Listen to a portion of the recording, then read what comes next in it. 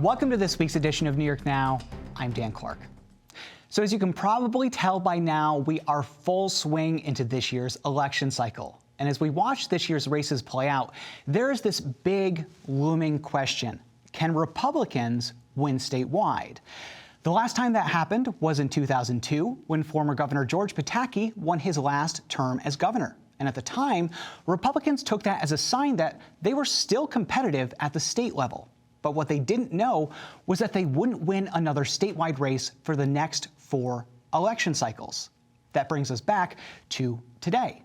And Republicans are hoping for a comeback in this year's elections, with a target on the race for governor. The party met in Long Island this week to solidify that strategy at their state convention. And we were there to see it all play out. Take a look.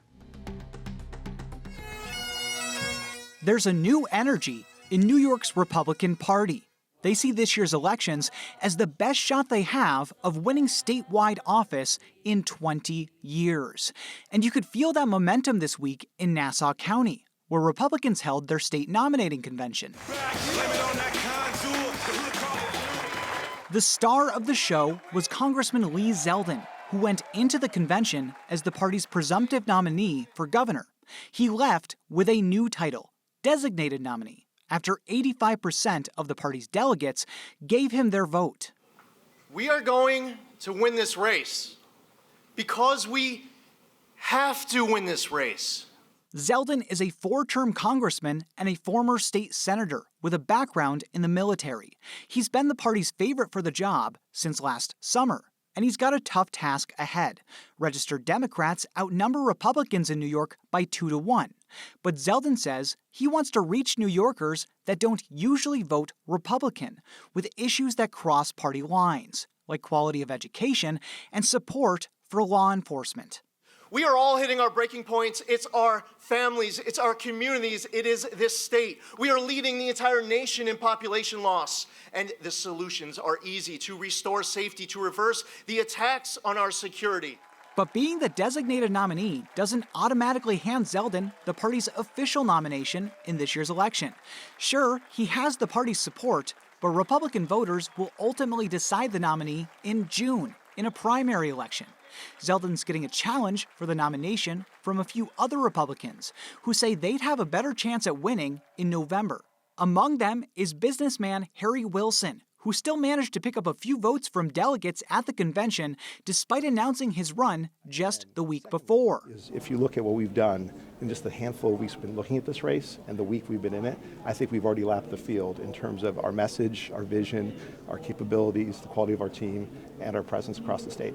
He's running on a message to overhaul spending at the state level and make New York more affordable. And while he is a Republican, he says the party has no shot at winning this year if it doesn't evolve with voters. So I think the party is desperate for change, and change agents who can come in from the outside and fix government. Others say they've already got the experience to make that happen. Former Westchester County Executive Rob Astorino is taking another shot at the governor's office. He was the party's nominee in 2014. He was elected twice in deep blue Westchester County and says he can do the same at the state level. And part of my success came from working closely with the African American, Latino, and various Asian communities. And I go where Republicans don't historically, and they should. Astorino got a few votes from delegates as well, but said he didn't expect anything more from the convention anyway. To him and the other candidates, they never had a shot with the party. So they're taking it to Republican voters in the June primary.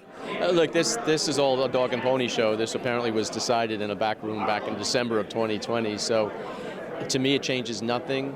It's the same for Andrew Giuliani, a fan of small government who worked in the White House under former President Donald Trump. He's the son of former New York City Mayor Rudy Giuliani, who made a surprise showing at the convention to show his support and blast party leadership. And I think what they're doing with this dictated convention is very damaging to the party nationally as well. The younger Giuliani has a leg up on the others with name recognition. A recent poll from Siena College showed that he's more well known among Republican voters than the other leading candidates, and he sees that as his path to the nomination.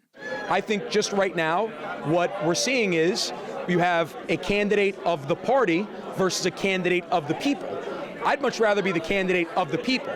Party leadership has pushed back, saying that every candidate made their case to the party's delegates over the past year. It's just that Zeldin won them over. State Republican Chair Nick Langworthy. I do believe Congressman Zeldin has a tremendous amount of support, within the party structure. Self-interest is what self-interest is, though. There are candidates that, think that they are the best candidate and the one destined to be governor. And we'll see what, the process happens after we leave here. Zeldin's challengers will now have to collect signatures to get on the ballot for the June primary. Since Zeldin won at the convention, he gets to bypass that process. But that's not scaring anyone away. Even Lewis County Sheriff Mike Carpinelli, who struggled to gain support, said the competition could be good for the party. I think it's a fair process, and we need people to believe in our process, that it's still good, it still works, and we got to do the best we can to govern ourselves. Let's be unified, and let's go win. But aside from the nomination for governor, Republicans appeared largely united behind their other candidates for statewide office, like Allison Esposito, who's running for lieutenant governor alongside Zeldin. She's an NYPD veteran, and she's running as a tough-on-crime cop who's new to politics. Here's a unique idea. How about we hold the criminals to task? No one's challenging Esposito for that job so far, but that could always change if the other candidates for governor come out with a running mate. The primary in New York will be held on June 28th.